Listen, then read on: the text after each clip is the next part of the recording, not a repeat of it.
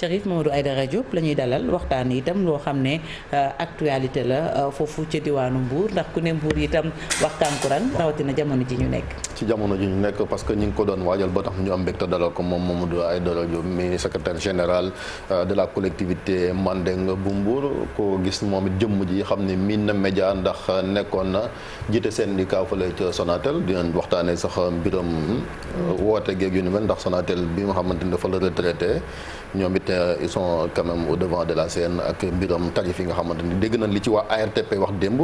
laata loolu mooy leen ko doon wax gis nañ fi bërki démb waa police ca Mbour jàpp ñu ne ay kankurang lan doon def naka sudul noonu yéen a leen dénoncé woon fan la mbir moom mujj.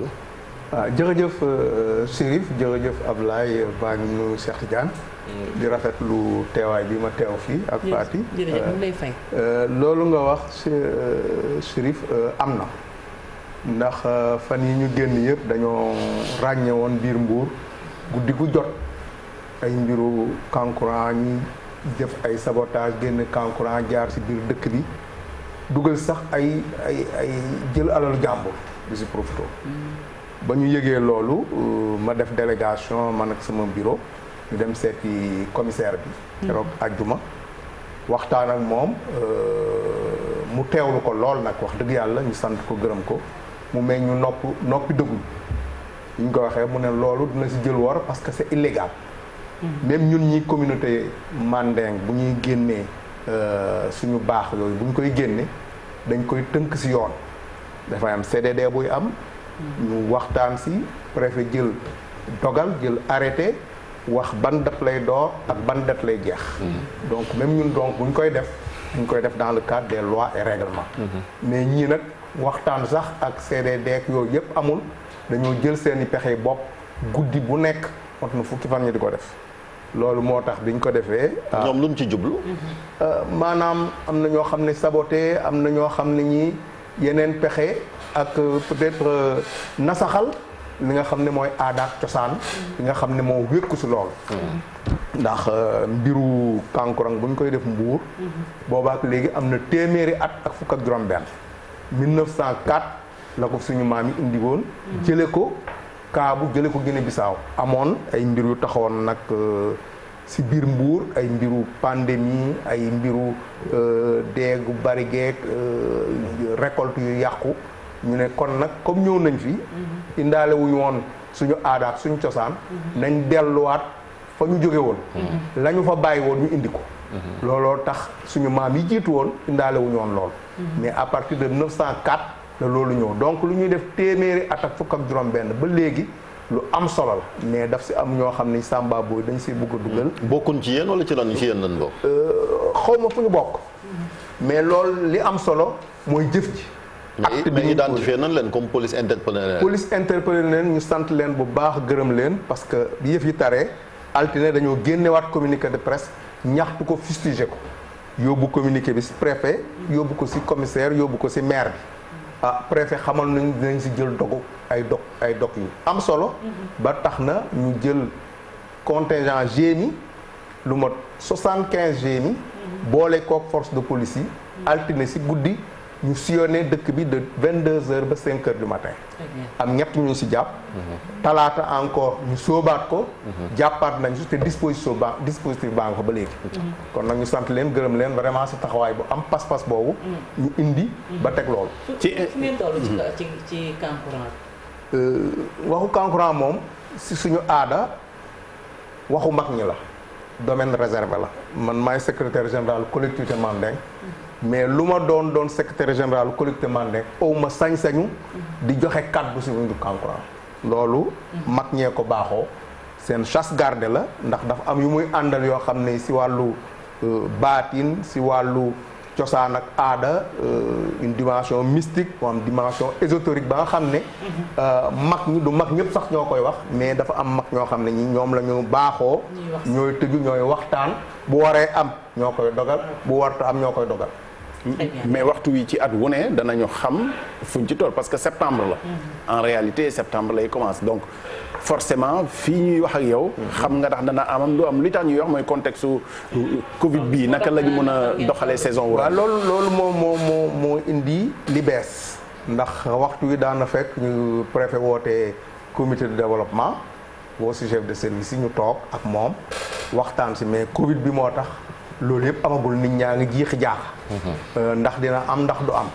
moo tax ñun suñuy mag waxtaan nañu ba dimanche bii di ñëw bu ànd ak dogal yàlla dinañ wàcce kaamil def ñaan yañ daan ñaan si suñu nuñ ko baaxoo soose bu ñu paree si ñaan yooyu mag ñi dinañ tëju waxtaan. Commission médicale bi nga xam ne nag am nañ ko mu Alaaji Sam jiite ko, ñu am ay médecins yu bokk si ñun ànd ak ñooñu dinañ ànd ak mag ñi liy tegtal si tolluwaayu mbas mi ñu jox leen ko. ñu booleek ñoom li leen cërale li leen aada bi cërale jël décision bi ñu si war a jël. est-ce que jëmoo leen ci constater de fait que ni mënul am parce que li koy jiitu souvent mooy jël xale yi nga xam ne dañ leen di xarafal parce que loolu aussi moo jiitu événement bi sax. parce que bu amul ay njulli kankurang du am. defe naa loolu moo jiitu. waaw loolu moo jiitu. est-ce que ngeen dem ci constater de fait ni que ni ren mënul am wala. waaw loolu comme ni ma la ko waxee rek du ma si mën a addu ndax responsabilité la nga jël sa doom dugal ko lël. mais si contexte Covid bii nga xam ne dafa am pandémie am ay jàngoro. ku nekk waajur bu nekk di nga xool booy dugal sa doom si yan condition nga koy dugale. maintenant li si des mooy dina am du am dimanche yàggatul li si kanam rawul bët incha allahu rabbi mag ñi si liñ leen cërale dinañ gisante ñu ngi waxtaan depuis 3 semaines. mag ñaa ngi waxtaan di concerté wu ba tënk nañu samedi bi passé si la ñu def seen waxtaan bu mujj. Concerté wu jàpp ne dimanche bi incha allahu rabbi nañ wàcce kaamil 4 heures bu ñu wàccee kaamil ba pare tëju ñoom la fa génne ma ànd ak ñoom ak waa bureau bi ñu dem toog ak kilifa yi maanaam préfet échanger si ndax ñoom itamit cër bi ñu am ñoo yor l'organisation de la cité sur le plan sécurité sur le plan administration. donc niñ koy defee si kuréel yëpp il faut que mu am jotaay boo xam ne bi mag ñi ak autorité administrative yi ak sécurité bi ñoo koy seq pa xam ñu yeggaleen li nga xam ne mooy position bi. voilà yaa ngi doon dund sànq ci origine yi naan kankurang di ko doon tax a jóg bokk na ci di xeex ay feebar. est-ce que ci pandémie bi ñu nekk jàpp ngeen ni ñoom war na am rôle buñ ci mën a jouer. waaw si wàllu baatin li nga xam ne lii mag ñi denc nañ ko si aada beeg cosaan bi. loolu mag ñi liñ siy def nañ ko si def. si wàllu organisation zahir jël nañ suñuy matukaay ñun ñoo jëkk a jël commune collectivité Mandeng jël ay suñu alal mu bari mu néew ñu jënd ko ay produits dem jox ko autorités yi pour bokk ak ñoom xeex bi. ñu jël benn dimanche boo xam ne bii 10 heures suba ba 16 heures si ngoon def nañ sensibilisation ut ay oto def sensibilisation. mag ñi aussi wàllu ñaan ñu ngi def li ñu man si wàllu boobu. te li indi woon 1904 ñu indi loolu xëy na contexte boobu boo jëlee Mbour ñetti quartier la woon. ñetti quartier peut-être boo jëlee habitants yi si ay quelques centaines de personnes lay doon mais léegi jamono bii ñu nekk nii. Mbour dafa yokk booy xool si wàllu croissance démographique gannaaw Touba Mbour moo am la croissance démographique la plus forte. léegi quartier yi daanaka toll nañ ci 40 quartiers yu bees dëkkandoo bi indi na configuration bu bees boo xam ne nañ ko mën a def nañ ko daan defe ci jamono jooju duñ ko mën defe ndax dëkkandoo bi ni mu nekkee waaye nag rafetlu relation bi ñu am ak suñu mbokk dëkkandoo yi muy olof yi muy séeréer yi jaxasoo nañ jaxasoo boo xam ne bii bu aada bi ñëwee ba egsi fii am nañ ci cër bu rëy ndax ñun ñoo am responsabilité garder aada bi ci wàllu cosaan mais dañ ko bokk ak waa Mbour yëpp bokk ak waa Sénégal parce que patrimoine mondial donc lu nekk patrimoine mondial ñi nga dëkkal bokk kook ñoom d'abord bokk kook Sénégal door ko bokk ak àddina bi mais nag ci wàllu zahir ci wàllu baatin mag ñi ñoom li ñu baaxoo ñu ngi koy def mu feeñ mu bañ a feeñ ñoom ñu ngi koy def ñu nit lu ñu war a taxawoo ci wàllu administration incha allah ñu ngi koy taxawee taxawaay bu wér. mais ci wàllu patrimoine boobu Mamadou Aïdara Diop buñ ci duggee baax na di ko bokk ak nit ñi. mais ñi ci bokk ci boppam dañuy yaakaar ni tey dafa rax ba dénaturé nañu ko c'est-à-dire naka la ñuy def ba préserver ko. te mu nekk ci loxo ñi nga xam ne ni ñoom ñoo ko moom. parce que tey du ñu joxoñ kenn mais xeet yëpp a ngi ci biir. loolu force la wala faiblesse la finalement. à la fois force et faiblesse. force la parce que société Mandeng comme toutes les sociétés d'ailleurs dafa développé wu sur base métissage.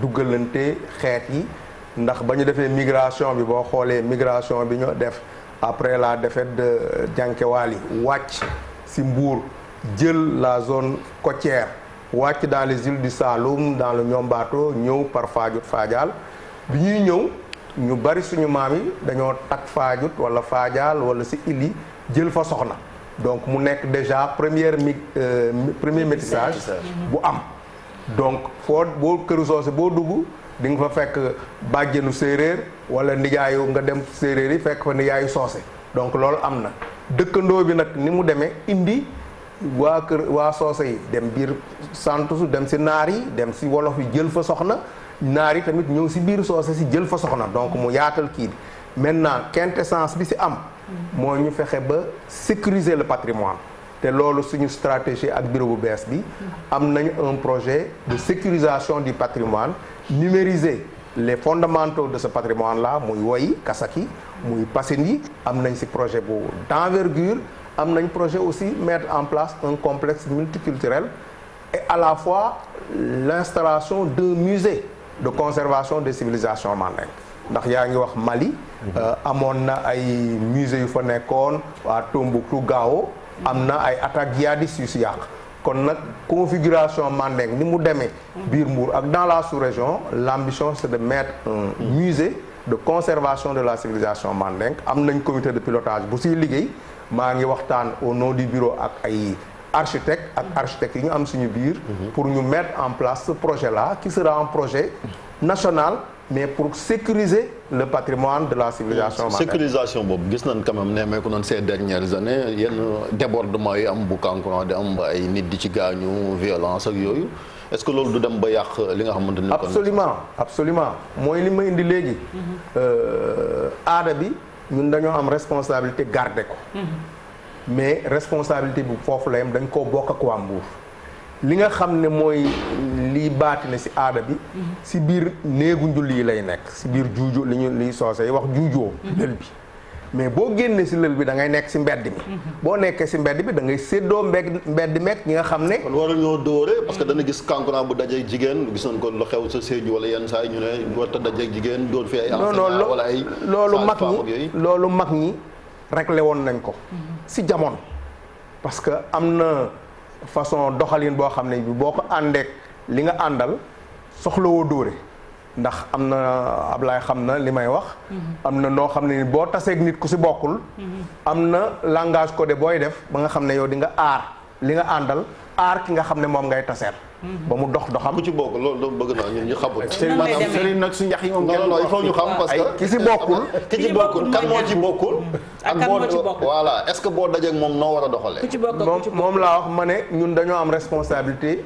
di ko préserver ci biir néegu njulli yi donc ki ci bokk da ngay dugg ci néegu njulli yi ñu defal la initiation ku ci bokkul am na ñoo xam ne dugg nañ ci defuñu initiation boobu dañ leen a adopté intégré leen mais bu ñu la intégré dafa am processus boo xam ne bii moom ngay approprier wu culture bi maintenant boo deful initiation bokkoo ci nekk doomu Mbuur wala nekk gan kuy dox ci biir dëkk bi ñun ñu génn dimanche ñu taseek yow ñun suñu responsabilité mooy li ñu àndal ñu aar ko te yow mi nga xam ne ñu ngi taseek yow ñu aar la ba sa dox nga mën koo dox te coow du am léeg-léeg moo am nag débordement moo tax ñun amaat nañu responsabilité jàngalaat suñuy nit yeddaat leen yeesal leen ñu indi tolérance ba xam ne configuration société bi ni mu demee la maam yi amoon nga xam ne di nga toog di nga taxaw xool 500 mètres doo gis kër nga xam ne mën ngaa xool 500 mètres mais bëgg naa xam ci débordement yi maanaam boo ci bokkul est-ce que risque la ci wàllu mystique am lu la dal bu dee da ngaa daje Kankourang non si wàllu mystique Kankourang jógul objectivement pour loraate sa mission première mission de protection la boo taseeg boom xamoo ko ñiinoo ko luy suñu cër mooy ñun ñu aar la te amul benn conséquence directe booy am ci Kankourang bi am na nag boo xam ne jigéenu wérul ak fu jigéen fu muy toll dinañ éviter mu taseeg moom ndax yu si bari daf si mën a am. comme yu si bari si man nga am tiitaange. tiitaange ba mu am impact si sa grossesse ak yooyu. mu en dehors de affaire ay baat yi nag ay affaire truc moo tax. toujours loolu dañ koy sécuriser. suñu responsabilité ñun ñi ànd ak li ñu àndal. suñu responsabilité ñu aar ñi nga xam ne ñoom la ñuy taseel. ba mën a am une coexistence pacifique. wax ni sax Kankourang Mbour sax du ànd moom rek day ànd ak ay sel mais foofu la ñuy waxee aussi dàqe beeg yooyu xam nga réalité la dàqe bu kenn jéegi dàqe nit ñi bërti bi loolu xëy na moo nag Kankourang mais fii Chérif doon wax baax na ñu taxaw fa débordement yi moom ay dara jóg li ñu ciy wax mooy du débordement wu entre ñi bokk ak ñi bokkul débordement bi dafa jóge woon sax ci collectivité bi am ñoo xam ne ñoo jàppe ni ñooy les gardiens du temple les authentiques ñoo war a téewaat yëf yi ba mu am at yi mujj yi quand même amul unité conflit la am est-ce que sax du Kankourang bi génn démb bokkul ci ñi nga xam ne ñoo yaakaar ni légitime nañ war a génnee Kankourang non loolu amoon nañ ko 2016 2017 2018 ci suñu biir amoon na en plus jote bu ñu jote woon ak suñu mbokk moo xam ne ñoo seq aada bi ñu jote woon ak moom mais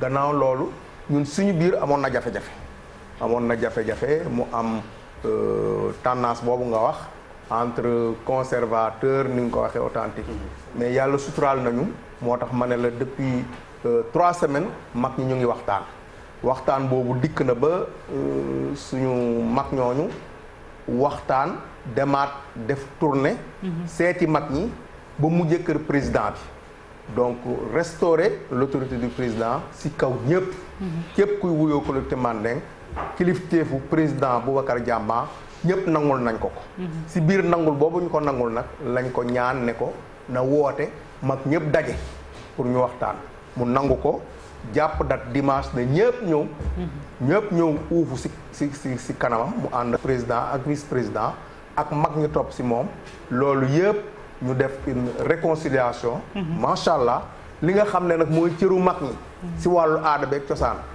jël ko delloo ko mag ñi ñu gérer ko si wàllu aada ak cosaan li nga xam ne mooy wàllu administration modernisation bureau bi ak les compétences yi ñu am ñu toppatoo ko mais aada ak cosaan bi ñu sécuriser ko teg ko si loxo mag loolu am na ci comme teew nga fi nag ñu wax ci leneen parce que biram téléphone yi dafa yitteel Sénégal yu bëri temps yi coow li bëri na premier opérateur bi di Orange Sonatel fa nga nekkoon yow mi bëri tëra dafa gisoon na ay jamono nga doon porter combat yi métti woon na trop léegi kay léegi est-ce que yaa ngi défendre consommateur yi parce que gis nañu yokkoon nañ fi tarif yi muy forfait yoo xam ne jur na fi polémique démb waa RTP génn nañ daal di ne Orange dina xoolaat doxalinam déjà coow li noo ko gisee non coow loolu moom coow lu ànd ak environnement concurrentiel la mais Sonatel offre yi mu daf koo def en conformité ak les lois et règlements.